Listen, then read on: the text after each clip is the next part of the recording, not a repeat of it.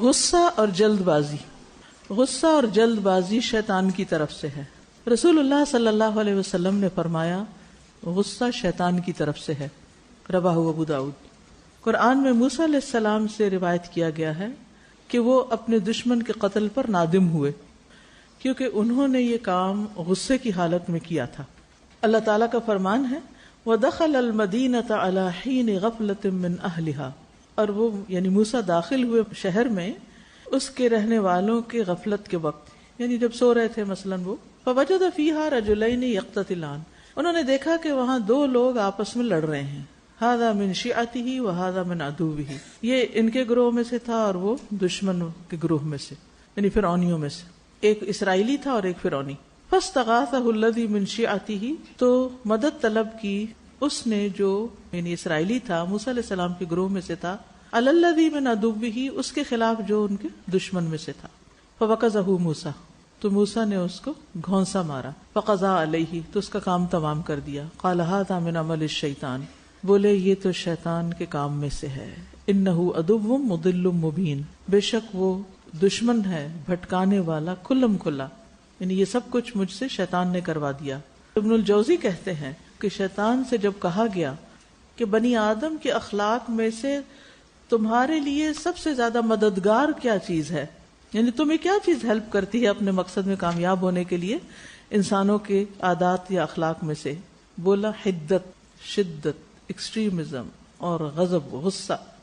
بے شک کوئی بندہ جب گرم ہو جاتا ہے ہم اس کو الٹ پلٹ کرتے ہیں، جیسے بچے بال کو الٹ پلٹ کرتے ہیں، ٹھوکرے مارتے ہیں، ہم بھی اسی طرح انسان کے ساتھ کھیلتے ہیں.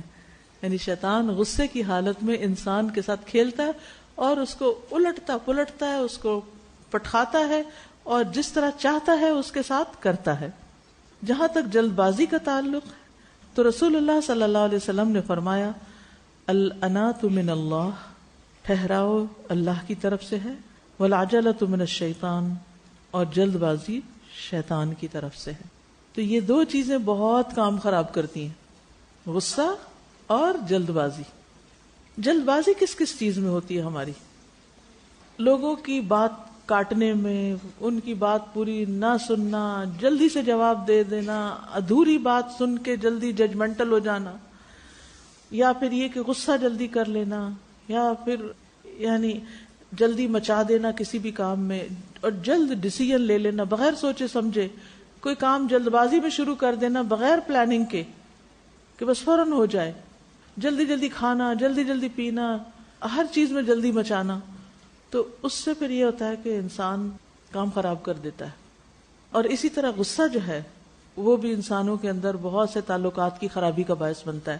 عبد الرحمن بن ابی بکر کہتے ہیں کہ حضرت ابو بکر اپنے مہمان لے کر گھر میں آئے، یعنی کچھ لوگوں کو گھر لے آئے.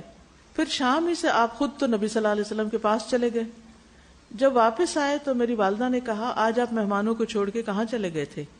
ایک ٹپیکل گھر کا سیناریو نظر آ رہا ہے نا، کہ ہسبینڈ مہمان لائے اور چھوڑ کے خود کسی کام نکل گئے اور دیر سے آئے.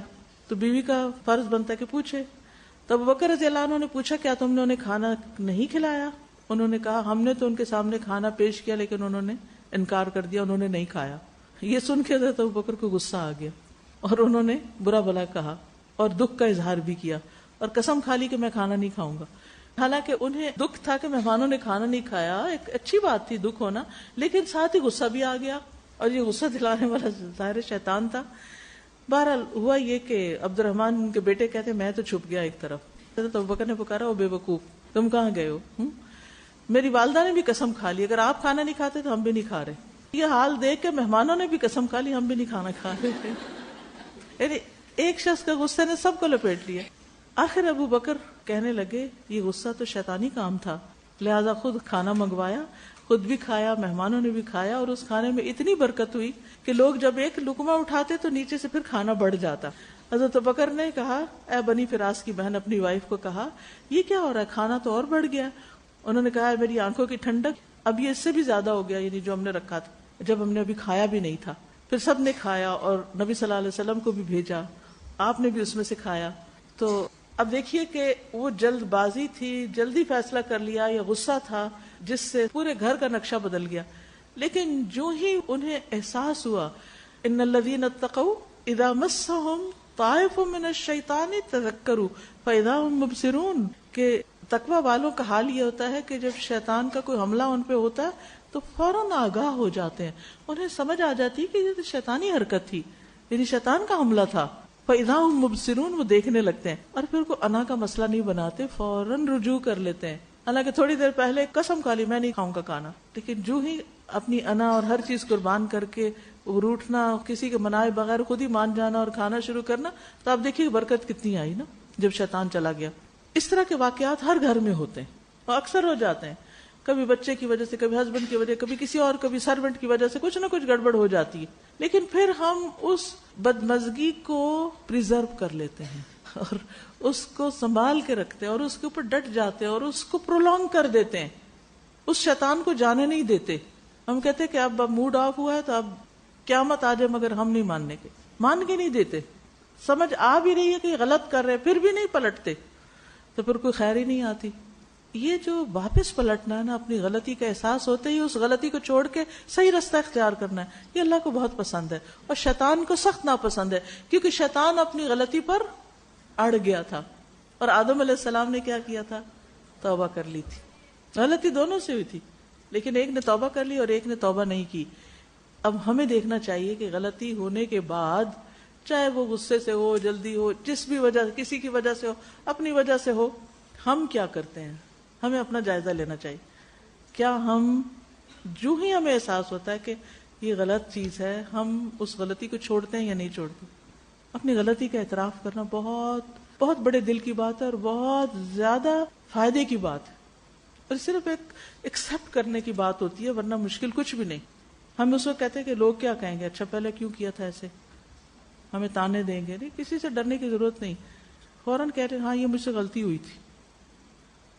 اگر ہم ان کیفیات سے نکلنا جان لینا تو بہت سے مسئلے حل ہو جائے، وہ لمبے پڑے ہی نہ اور یہ طلاقوں تک نوبت ہی نہ آئے. بہت سے گھروں میں مسائل بس اتنی سی بات سے شروع ہوتے ہیں، اسی طرح کے جھگڑے سے شروع ہوتے ہیں، وہ کہاں سے کہاں پہنچ جاتے ہیں، کیونکہ کوئی بھی پلٹنا نہیں چاہتا. واقعی کوئی ریزن نہیں ہوتا، کچھ نہیں ہوتا، بس صرف آپ نہیں کرنا ہے جیسے کچھ ہوا ہی نہیں، اور آپ یہ کر سکتے ہیں، کچھ ہوا ہی نہیں، سو واٹ، کیا ہوا. مسئلہ نہ بنائے چیزوں کو. دیکھیے کچھ لوگوں کے مزاج فرق ہوتے ہیں، کچھ لوگ کبھی کبھار غصہ کرتے ہیں اور بہت سخت کرتے ہیں، کچھ لوگ غصہ کرتے ہیں مگر جلدی غصہ ٹھنڈا ہو جاتا ہے، کچھ لوگ جلدی نہیں کرتے مگر بہت دیر تک غصہ. مختلف مزاج ہوتے ہیں، اس لیے ہر ایک سے الگ طرح سے ڈیل کیا جاتا ہے. لیکن جس وقت وہ میدان جنگ گرم ہونا تو اس سے پیچھے ہٹ جانا بہتر ہے، جگہ چھوڑ دینی چاہیے.